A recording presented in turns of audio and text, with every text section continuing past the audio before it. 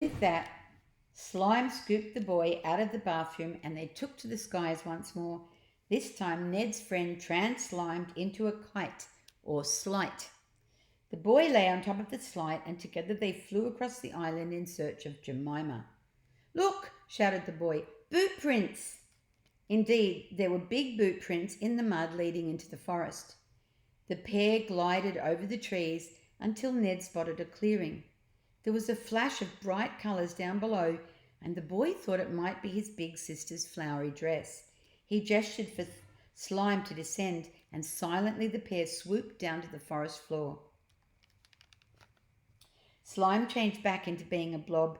It scooped Ned up in its blobby arm and held him tight. The boy was right. Up ahead, beside the oldest tree in the forest, was Jemima and his wheelchair.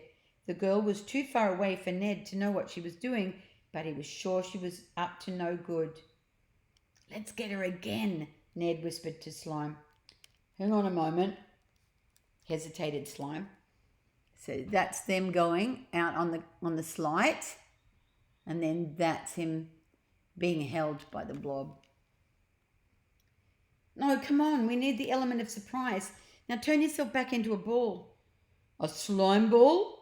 Exactly, then we can roll over to her and surprise, cover her from head to toe in slime. Slime shrugged as much as a blob of slime can shrug and did what it was told. Ned pulled himself onto the top of the slime ball and together they rolled across the forest nearer and nearer to the girl. Trundle, trundle, trundle. It was only when they were near that Ned saw that Jemima's head was resting on the seat of his wheelchair.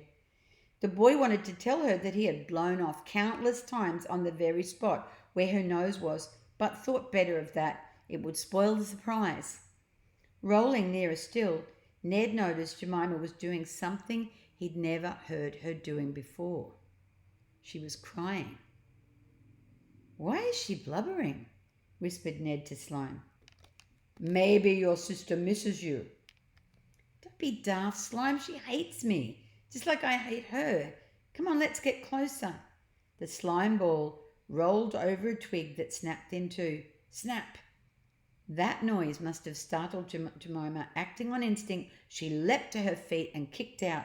She kicked so hard with her booted foot that Ned and Slime shot up into the sky. Ah! Screamed the boy. See, there she is, crying into his wheelchair. And there she is, kicking the ball of slime. As he began tumbling back to earth, he realized this particular plan had not gone to plan. Slime, he shouted, help me! Slime was a great deal higher in the sky than him. Ned, I can't get to you! The boy screamed. Ah! Ned was plummeting straight toward Jemima. Chapter 30. Forever. Then the most marvellous thing happened. Jemima caught Ned in her arms. Oof! She exclaimed. Ned, I'm so pleased I found you. Now face to face, Ned saw she had tears in her eyes. Slime landed a little way off in the forest. Thud! It began rolling over toward him through the tall trees. Why were you crying, Jemima? Look, that's a picture of her catching him. I was worried about you, she replied, holding her little brother in her arms. Me? The boy couldn't believe his ears. Yes, you. I'm so sorry I made you run away from home. Well, you were always so beastly to me. I know, but I never wanted you to run away. When you did, I realised how much I... You what? Asked Ned. Was Jemima really going to say it? Like you. I thought you were going to say love. Let's stick with like right now, replied Jemima. Like is good, exclaimed Ned. You're my little brother and I should be looking after you, not playing horrid tricks on you. Thank goodness for that, said Ned. But why were you hiding out here in the forest? Since dawn, I've been looking all over the island for you. The forest was the last place I looked. I broke down because night was falling and I thought you were gone forever. By this time, Slime had rolled all the way over to the pair. Trundle, trundle, trundle. "Hello," said Slime. "Ah!" screamed Jemima. "It talks." "There's no need to scream," reassured Ned. "I'm perfectly friendly," said Slime. "You did boot me up the bottom," said Jemima. "Oh, yes," replied Slime. "Sorry about that." "I deserved it," she said. "But what are you?" "I am Slime." Jemima lifted up her hand and touched this strange creature. "Yes, you do feel very, very slimy," she remarked. "Slime was made when I mixed together all the disgusting things that you had collected in jars," added Ned. Jemima's eyes fell. "So you found out about my little plan," said Jemima. "Yes, I did," replied Ned. "Oh, no," she said. "Oh, yes, but because of all of that, I've made a friend and I had the most marvellous adventure." "Well, that's something, I guess. Where have you been?" she asked. "Flying all over the island," replied Slime. "We've been righting wrongs." "Well, I would like to right a wrong," began the girl. "Ned, I am sorry." The boy smiled and wrapped his arms around his sister. "Come with us," said Ned. "Let's take one last flight." "Me?" said Jemima. "Yes, you," Ned said. He took his sister by the hand. "One last time around the island, please, Slime." "With pleasure," replied Slime. Look, they're both on Slime. It scooped up the pair and took to the sky. This time it changed to a great slimy dragon. Ned and Jemima held onto each other as they sat on its back, its wings flapping below. Chapter 31.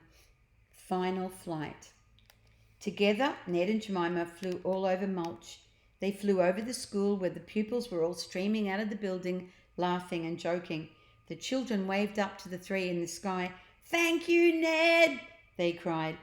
The boy beamed and waved back. Next, they flew over the park. To Ned's surprise, a group of kids were playing football on the grass. "Ned, we love you!" they screamed.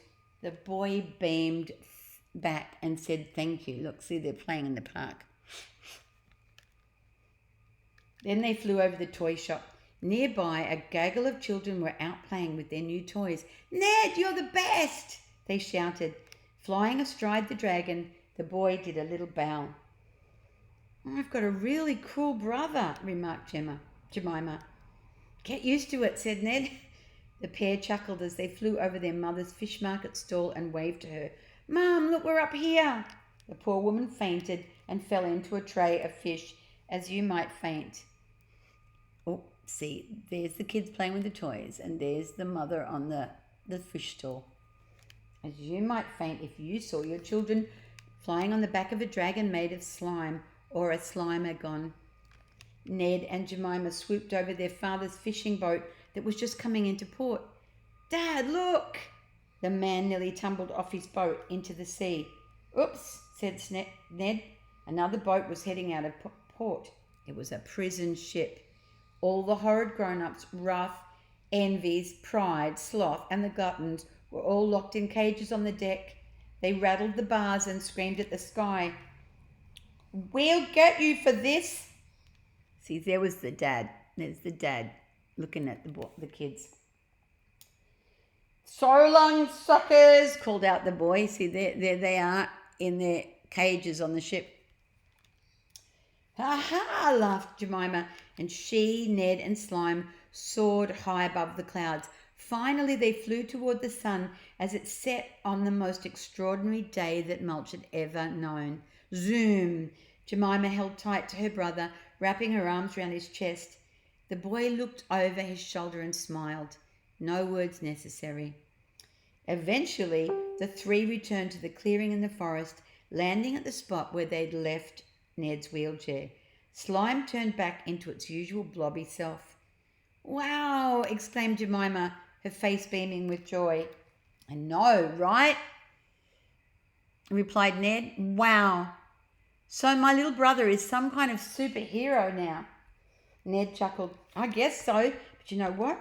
I don't want to be a superhero. I just want to be me. With that, the boy slipped off Slime for the last time and back into his wheelchair. That's better, said Ned. Not so slimy. Well, began Slime, it seems as if my work here is done. I will bid you both a fond farewell. The two children hugged the great slimy blob. Thank you, Slime. We'll never forget you, said Ned. I will go and find some other children who might need naughty pranks played on grown-ups. Lucky them, said Ned. Look after each other. We will, cried the pair in unison. That means they both pulled together. With that, Slime changed into thousands of little blobs. Those little blobs flew up past the trees and into the sky.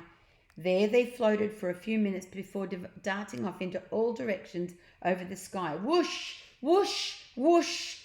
Soon, Slime would be in the hands of children all over the world. Children just like you.